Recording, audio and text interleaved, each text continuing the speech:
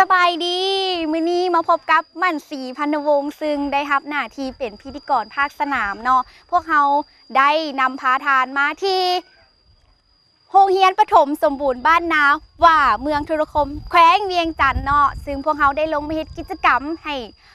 กับน้องๆนักเรียนเนาะด้วยการให้อุปกรณ์การศึกษาน้องๆนักเรียนและก็ยังให้อุปกรณ์การกีฬาพร้อมกันนั้นพวกเขายังได้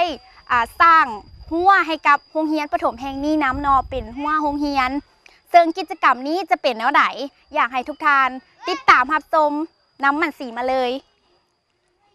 การนำเครื่องอุปกรณ์การเรียนและเครื่องกีฬามามอบให้โรงเรียนประถมอนุบาลบ้านนาว่าเมืองทุรคมแขวงเวียงจันทน์ในเทื่อนี้จุดประสงค์ก็เพื่อเป็นการสร้างกิจกรรมเพื่อเฉลิมฉลองวันปลูกต้นไม้แห่งชาติและวันเด็กน้อยสากล1 มิถุนายน 2016นอกนั้นทางวิทยาลัยรัตนบริหารธุรกิจ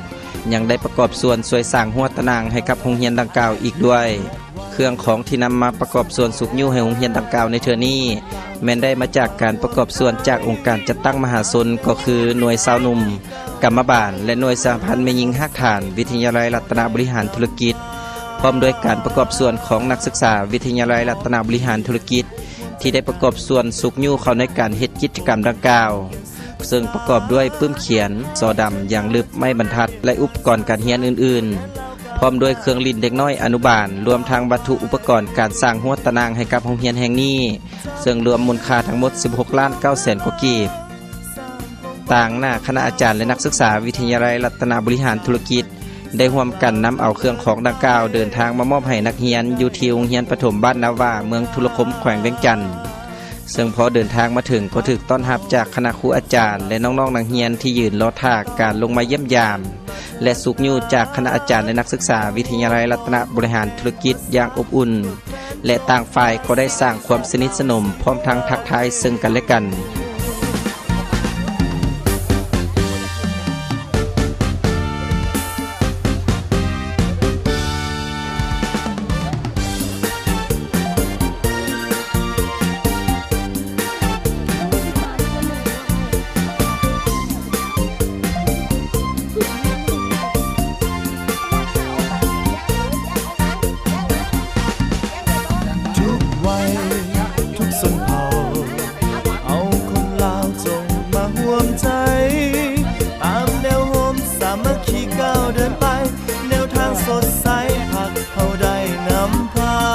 อยู่ที่โรงเรียนประถมสมบูรณ์บ้านนาว่า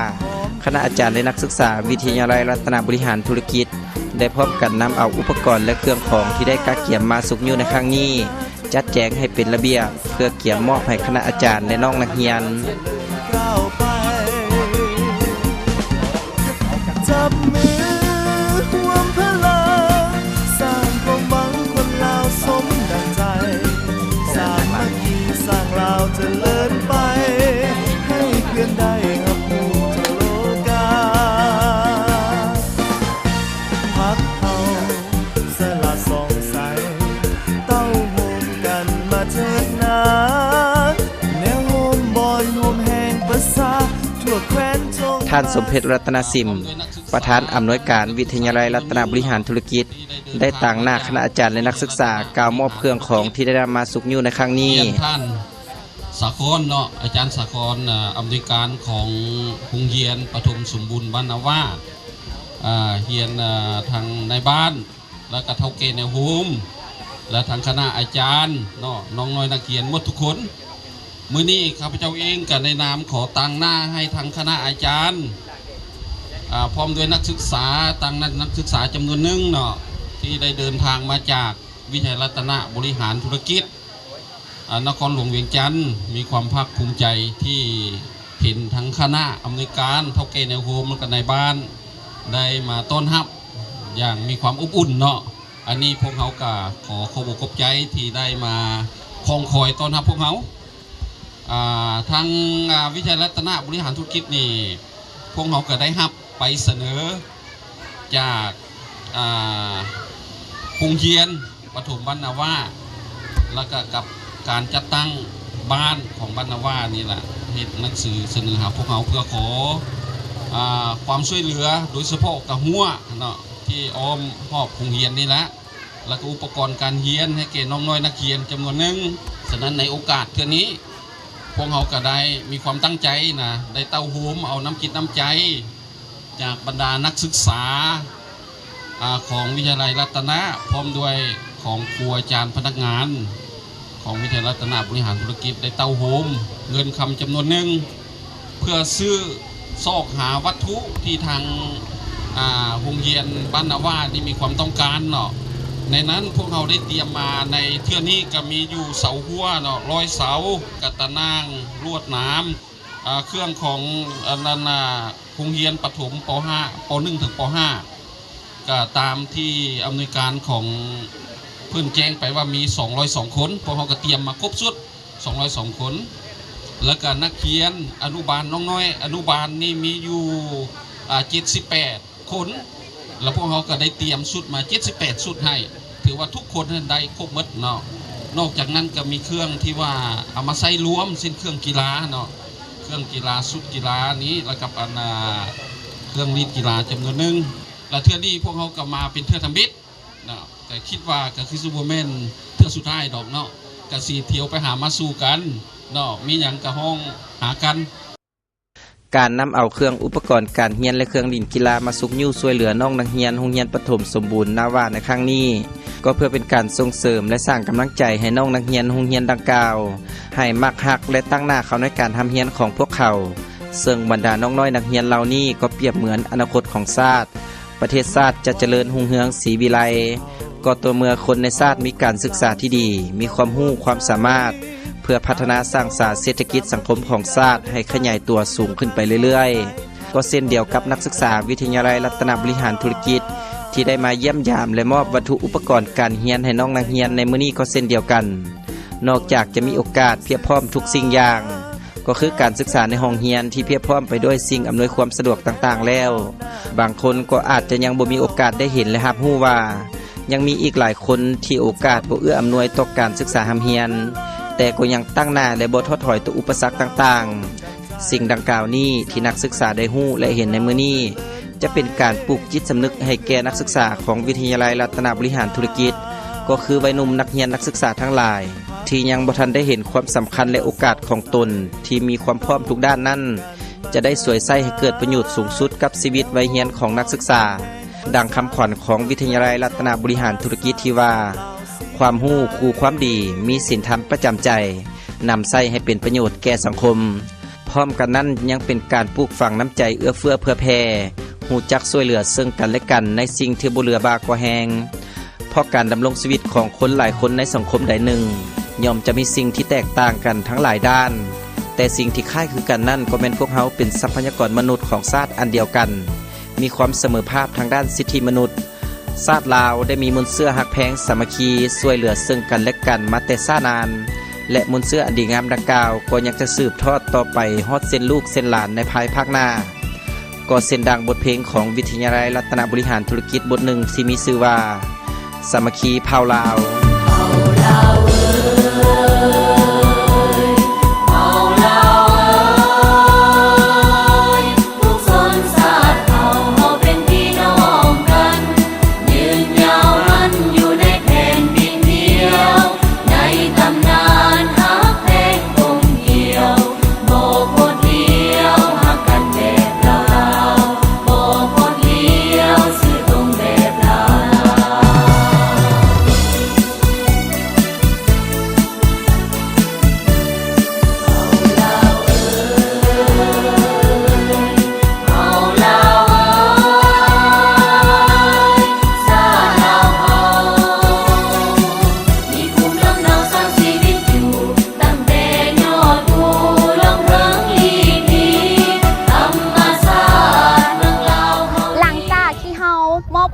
การศึกษาและเครื่องกีฬาให้แก่น้องๆนักเรียนแล้วเฮายังสิมีกิจกรรมร่วมกับน้องๆนักเรียนนำอีกจากสโมสรศิลปะวิทยาลัยรัตนะด้วยการฟ้อนเนาะซึ่งจะเป็นแล้วใดนั้นเชิญทานติดตามรับชมพร้อมๆกันเลย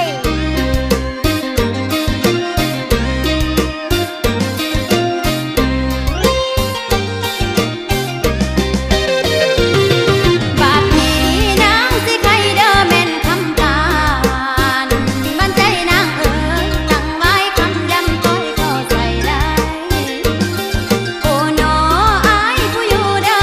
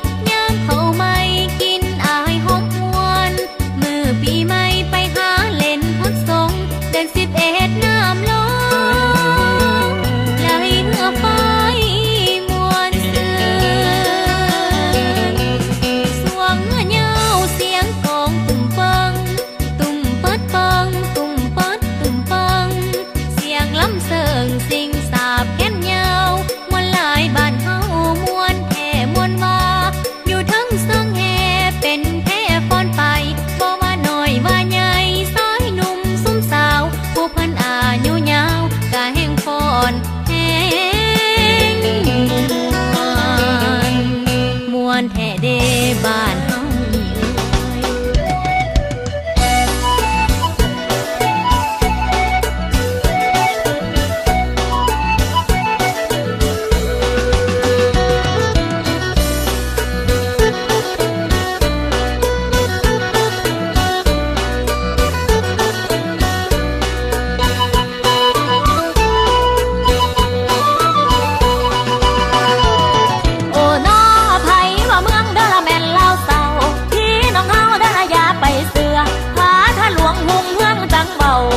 ไปเศร้าเด้อแม่นจังใดแม่นบ่แม่นบ่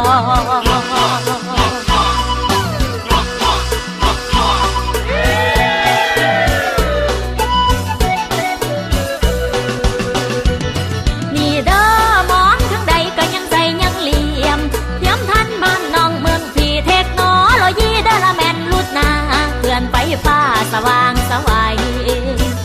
วิไลงามตา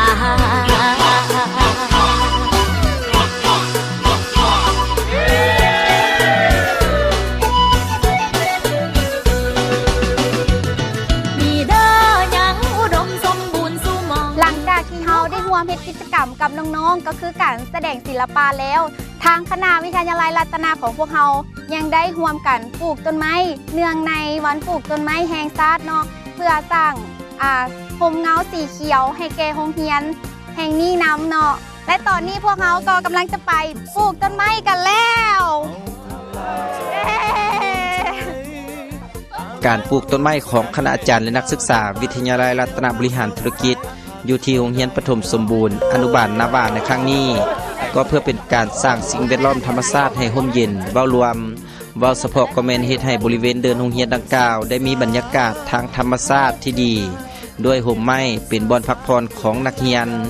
และยังเป็นการสร้างโรงเรียนให้เป็นโรงเรียนสีเขียวตามแนวทางของกระทรวงศึกษาธิการและกีฬาอีกด้วย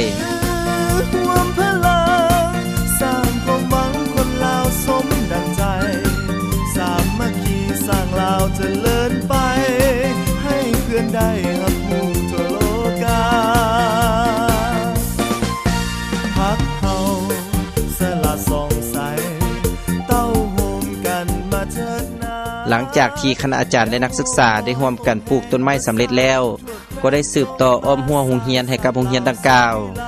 การลงมาเยี่ยมยามมอบอุปกรณ์สุขยุการเรียนและเครื่องดิ่งกีฬาให้น้องนักเรียนโรงเรียนปฐมสมบูรณ์บ้านนาว่าเมืองทุลคมแขวงเวียงจันทน์ในครั้งนี้มันได้แสดงออกถึงน้ำใจความฮักแพงสามัคคีช่วยเหลือซึ่งกันและกันในยามขาดเคินพร้อมทั้งเป็นการปลูกจิตสำนึกให้น้องนักเรียนโรงเรียนปฐมสมบูรณ์บ้านนาว่าก็คือนักศึกษาวิทยาลัยรัตนบริหารธุรกิจให้มีน้ำใจรู้จักแบ่งปันเพื่อส่งเสริมให้ผู้ที่บ่มีโอกาสเพียบพร้อมได้มีโอกาสสร้างความฝันทางการศึกษาหำเฮียนของเขาเจ้าให้ไปถึงจุดที่สูงสุดและนำเอาความรู้ความสามารถนั้นมาสร้างสรรค์สังคมก็คือประเทศชาติให้เจริญศรีวิไลขึ้นไปอย่างบ่หยุดยั้งสดใสพักเฮาได้นำพาพร้อมเพียงร่วมใจกันฝึกฝนหำเฮียนศึกษาพัฒนาทุกแนวเวียงการสร้างสรรค์ทั่วแดนลาวก้าวหน้าเราจะเริ่มก้าวไปจับมือร่วมพลังสร้างความหวังคนลาวสมดังใจสามัคคีสร้างลาวจะเลินไปให้เพื่อนได้รับรู้ทั่วโลกาพักเฮา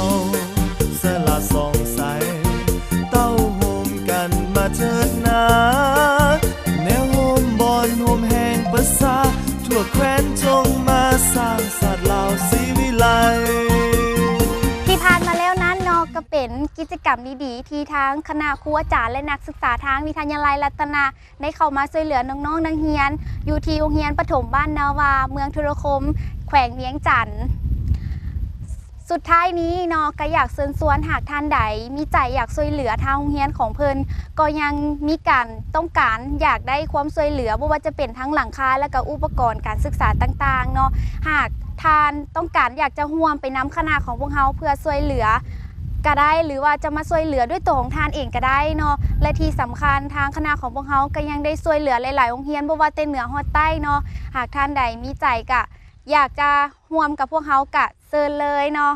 เจ้ามาฮอดนี้แล้วเนาะทางทีมงานครูอาจารย์ และนักศึกษาของพวกเราก็จะได้ลาไปก่อนสุดท้ายนี้ข้าพเจ้ามันศรีพันธวงศ์พร้อมด้วยคณะครูอาจารย์และนักศึกษาก็จะได้ขอลาไปก่อนและเชิญไปพบกับพิธีกรทางห้องส่งสบายดี